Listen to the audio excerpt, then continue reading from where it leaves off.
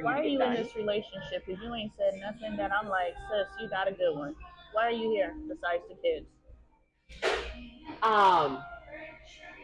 When we first started, it was. I'm gonna let you go back, but I want to know today in 2024, June, whatever it is, 27th. I want to know why you're with this man. At this point, that's why I was like, at this point, we're kind of living separate lives except for the kids. Exactly. We've kind of, and some of that pressure, him relieving some of that pressure off of me, I've noticed made a difference of me wanting to actually try a little bit more, because it was like, I feel like it was a whole bunch of pressure on me, but nothing on him. Because it's like, I feel like I was doing most of the work and trying to, more or less, like, it was like, okay, I'm here doing what's needed, whether it's financially, physically, emotionally, spiritually. Well, emotionally, it was where it was like, okay, my love language is acts of service. So me doing things for you, or me bringing stuff over, whatever it is me showing but you want physical. Okay. I try to do the physical, but I'm like, you could tell at times it was more of a job for me. And I'm like, because that's not my love language. You're not doing my love language. So me doing your love language is a job or a chore to me, because you're not giving me what I need. So it was like, we've had the conversation about acts, our love language.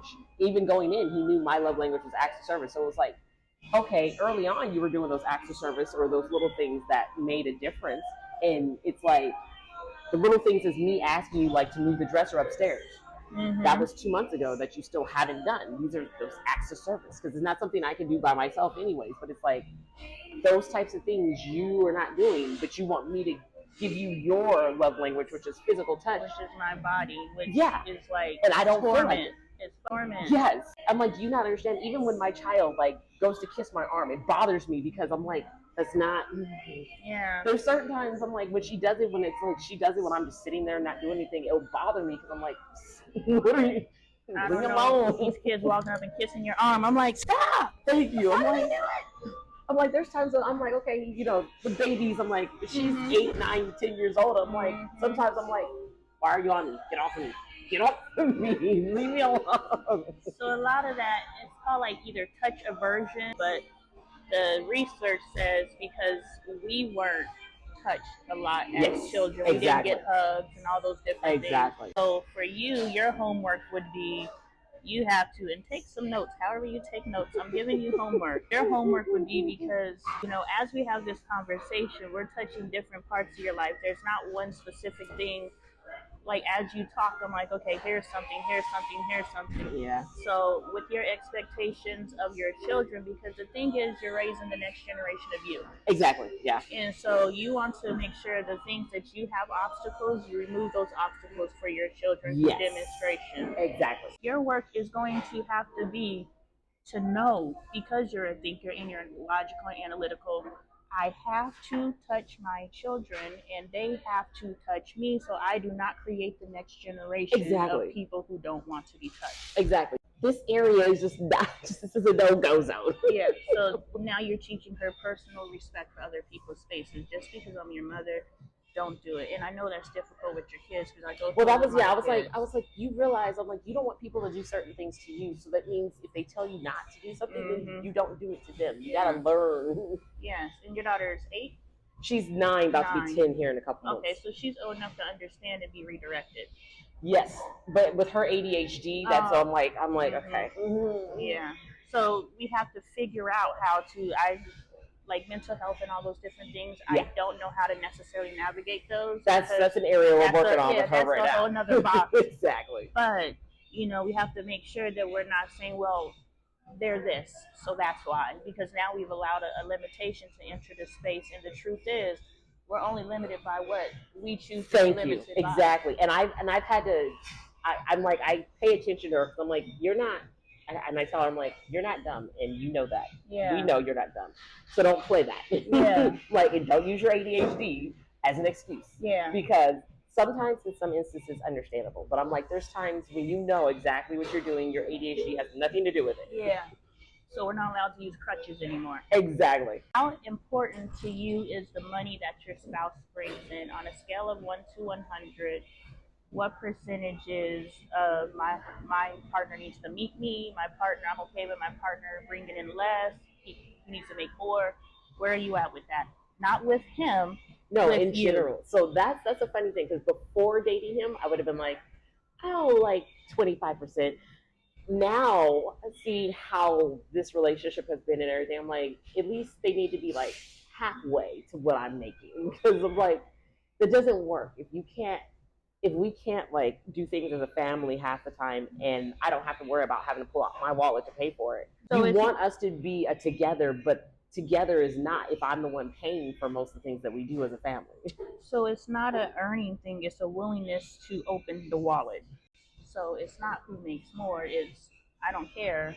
You need to pay, I need to pay. It needs to be equal. And if you're thinking about going into forever, somewhere it needs to be like, I know I make more money than you, but however you have the conversation, just saying I know I make more money than you is probably gonna automatically put Well, them no, there. we've actually had that conversation going into it because it was like, I know I make more than most because, like I said, I was very open. We don't have a 50-50 relationship. That's No. off the table. It really isn't. But it's not he earns 50% of the income. He needs to carry 50% Of the weight. Yes. I love you, sis. And I know we just met, but this does not seem like an even match for you. None of my relationships ever have been, is the problem. But you deserve. And we have to figure out how. Now look, He's gonna been make the closest. we gonna make this man work, but you gonna have to change some stuff. You Yes. don't have to.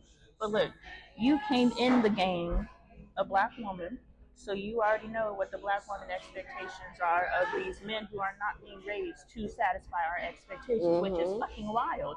Black women are raising black men who aren't fulfilling the expectations of the men that we desire, which is really weird, but I'm not going to go down that rabbit hole. But you got to make do with what you got. So now we got to figure out how to make do with what you got. That was one of an area that we were just now kind of working through a little bit because it was like, he's like, when you come over, you don't eat anything I cook. And I'm like, what you cook, I wouldn't typically eat, or how you season it is not, it's either too salty or, there's things that, and I don't eat salt like that. He doesn't typically either, but how he seasons his food sometimes isn't how he always eats. And I'm like, so could a fun activity be y'all cooking together and you learn, y'all been together for 3 years, you shouldn't have to, if the goal is forever, y'all can't cook in ways that the other person doesn't eat. Well, see, that's the thing. We've cooked together. I cook things for him and his son and all the kids all the time. Did you cook to learn and to lean? Like, this is an activity.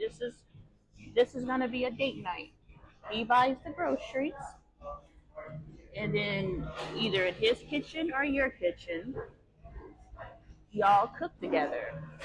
We've done Thanksgiving. So he cooked the turkey and I helped cook the sides. Like, we cooked in the kitchen together. Like, we don't have a problem actually cooking in the kitchen together. What was the energy of it? Because this is more of an expression of the love language. Yours is acts of service, right? Where are we at? Since we're building to, we don't care what has been done.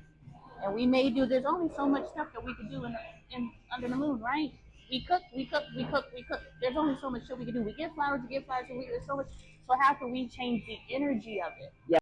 An error that people, but I'll identify women, an error that we do is we look at people and we say, this is what I do for them. Why can't they show up this way? So we have to understand people's limitations. So that's just a space of understanding, right? You're gonna wipe this table down different than I wipe this table down, and it's not an attack on you because I didn't wipe it down the way that you wipe it down. Right. We just wipe the table down differently. Yeah. So we have to accept that we have those differences. In that, everything that you have said to me on this piece of paper and in conversation is an expression of acts of service. Everything you do, you consider others, and you need someone who naturally matches taking you into consideration. Yep. And he does not naturally do that. And so you guys need to be able to communicate in a way that he understands that doing these things that I ask you to do isn't just doing what I ask, you are demonstrating an act of service, which is my love language. So everything that I ask for, underneath it, is an act of service. Yes.